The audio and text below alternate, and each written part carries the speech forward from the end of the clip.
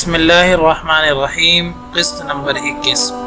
حضرت عبداللہ کی شادی کے وقت عمر تقریباً 17 یا 22 سال تھی۔ عرب میں دستور تھا کہ دولہا شادی کے بعد 3 ماہ تک اپنے سسرال میں رہائش پذیر رہتا۔ چنانچہ حضرت عبداللہ بھی 3 ماہ اپنے سسرال میں مقیم رہے۔ بعد ازاں حضرت آمنہ کو لے کر مکہ اپنے گھر واپس آ گئے۔ اسلام سے پہلے دور جہالت میں باقاعدہ نکاح کا کوئی عام رواج نہ تھا، صرف خال ہی طبقہ اشرافیہ میں باقاعدہ نکاح کیا جاتا، ورنہ عام طور پر مرد و زن کی ازدواجی تعلقات زنا کی ہی صورت تھی۔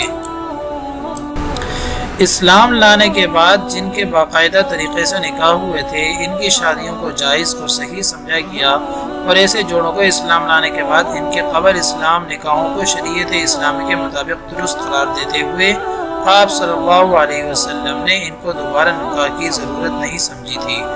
ایسا ہی ایک صحیح اور باقاعدہ نکاح حضرت عبداللہ اور حضرت آمنہ کا ہوا۔ اس لیے آپ صلی اللہ علیہ وسلم کا فرمان مبارک ہے کہ میری ولادت باقاعدہ نکاح سے ہوئی، نہ کہ نعوذ باللہ زنا یا بدکاری سے۔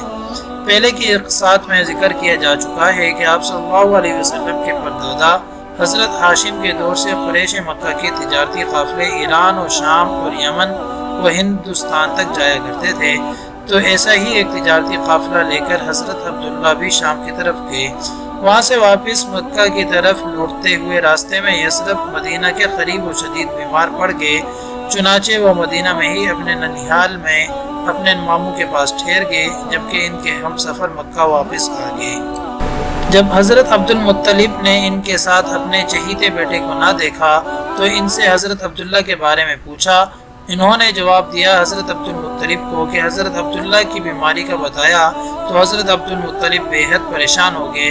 فوراً اپنے سب سے بڑے بیٹے حارث کو یثرب حضرت عبداللہ کی خیریت معلوم کرنے بھیجا، لیکن جناب حارث یثرب پہنچے تو ان کو یہ اودناک خبر ملی کہ حضرت عبداللہ بیماری کی تاب نہ لا کر وفات پا چکے ہیں، اور ان کا دار الغابغہ میں دفن بھی کیا جا چکا ہے۔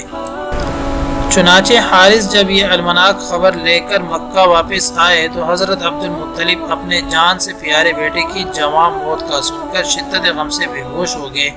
حضرت آمنہ پر اپنے محبوب شوہر کی موت کا سن کر سکتہ طاری ہو گیا۔ دوسری طرف سب بہن بھائی اپنی اپنی جگہ اس دکھ کے ہاتھوں بے حال تھے۔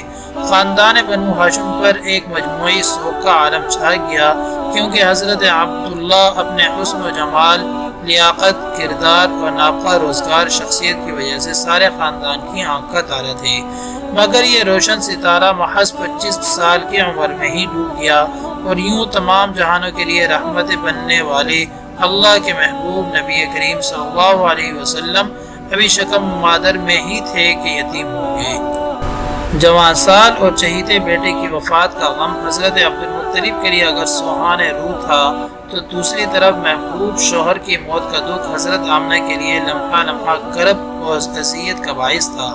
لیکن اللہ نے ان دونوں کو زیادہ عرصہ غمزدہ نہ رہنے دیا، اور حضرت عبداللہ کی وفات چند ماہ بعد روز سوموار 9 ربیع الاول بمطابق 20 اپریل 571 عیسوی کو حضرت آمنہ کے ہاں اللہ کے حبیب حضرت محمد صلی اللہ علیہ وسلم پیدا ہوئے۔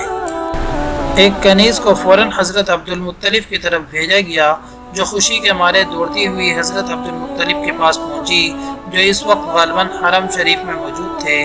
اتنی بڑی خوشخبری کو سن کر حضرت عبد المطلب فوراً گھر پہنچے، اور جب انہوں نے ننھے حضور کو دیکھا تو اپنی جگہ کھڑے رہ گئے، اور پھر اپنے جذبات کا اظہار چند اشعار میں بیان کیا، جس میں آپ صلی اللہ علیہ وسلم کے حسن و جمال کو غلمان کے حسن و جمال سے برتر بتایا، پھر خدا کا شکر ادا کیا کہ اس نے آپ کو حضرت عبداللہ کا نعم البدل عطا فرمایا۔